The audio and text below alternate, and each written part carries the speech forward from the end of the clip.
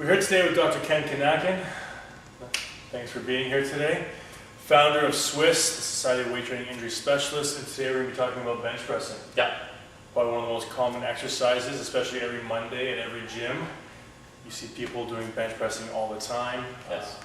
Most of us have been guilty of that in the past. Most common question, what do you bench? Yes. What do you tricep extension? What do you leg extension? What do you squat? It's what do you bench? What are we going to be talking about today?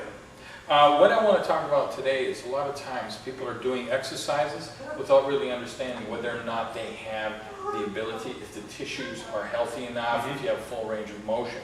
Because a lot of times we're doing an exercise and there may be some different areas, we call them dysfunction. It's not necessarily an injury, but it just doesn't work as well as it should. And there's a variety of different reasons why. Now with these dysfunctions, a lot of people think, well, I can bench press and I don't really have a lot of pain, so I'm okay, I shouldn't be watching this. But isn't it true that a lot of people could be bench pressing without experiencing a lot of pain now, but still using the wrong muscle groups or still doing bench presses improperly?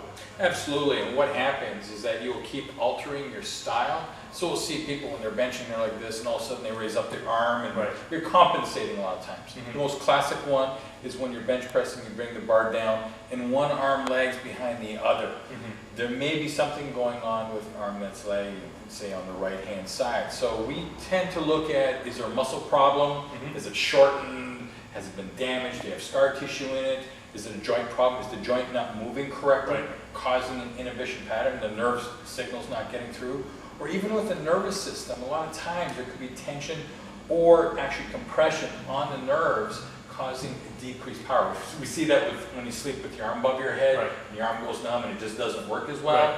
This can be very similar at a lesser level, that when you start benching heavy and all of a sudden it just gives out, especially when you're going close to your max, that's when you're stressing the nervous system. So I usually look for a muscle problem, a joint problem, nerve problem, or quite possibly a combination of all three.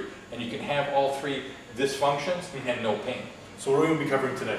What I want to talk about today is just some simple self-tests to see whether or not there's any challenges that you have in that area. So one is basically a bench press self-test. So this is something that people can do at home before they work out or at the gym? Absolutely. Just to see, or with your client. If you're a personal trainer, this is a good one to do with your client, because the aging population is showing up to the gym with so many different problems. And how do you modify, or actually how do you eliminate certain exercises that may not be good for them? We're dealing not necessarily with contraindicated exercises, we're dealing with contraindicated people, meaning that the challenges that someone may have from old injuries, you may not want to do that exercise, even though it may be good. It should not be good for you. So for the people at home right now, we use me as an example. What are some self-tests that we can do to see whether or not I should be able to bench press properly? What you would do for the very first one, a bench press self-test, is just bring your arms out straight in front of you. Okay, just bring it up and just get yourself in that position. Now what I want you to do is bring your arms back as far as you can, and your hand should be in line with the chest. That shows me that you have good chest muscle flexibility, anterior deltoid flexibility, and bring it all the way forward again. And so if that feels comfortable and pain-free and you're able to do it, that's one good clearance. So for the people at home, if they're coming back and they're stopping maybe around here, or as they come all the way back, they start feeling some pain either through the shoulder, maybe upper back, or through the chest, that should be an indication that bench pressing should be eliminated? Well, no. Now you take a look at it. So why can't I bring the arm back? Well, if you feel tension in this area here, maybe you have a pec tightness. So the flexibility issue. So now you can do some flexibility and see if that remedies it.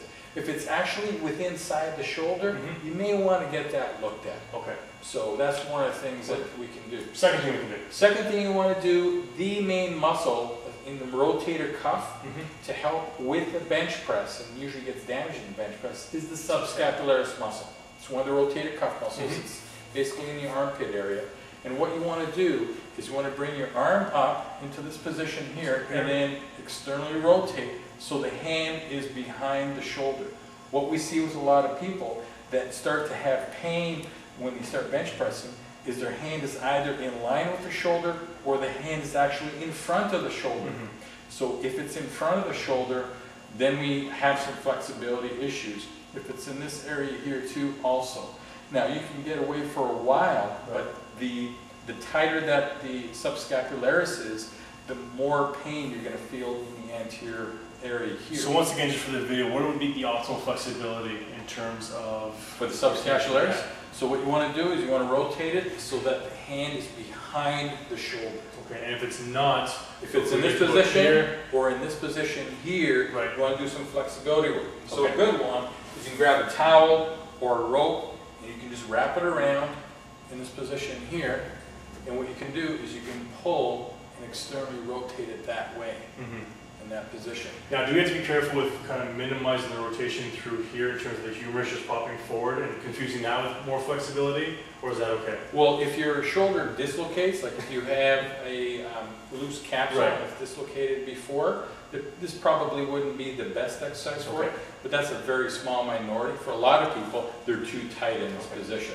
So if you're in this position and you're basically stretching it out, that's fine. Where it tends to pop out is with trauma. Okay. Now, Now, in terms of the flexibility for that, any kind of different methods you recommend, how long to hold for? Are we talking about PNF? We just hold for 10, 15 seconds? you know what, these are ones by yourself, so this is probably the easiest stretch you can do by yourself. You can't really do PNF by yourself.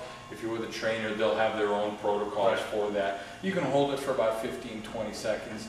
Is static stretching the best type of stretching? Absolutely not, but it is the most effective if you're by yourself. Okay, perfect. Awesome. Great. Thanks. Try these tips at home before you start bench pressing next time. Thanks a lot, Dr. Ken. Thank you.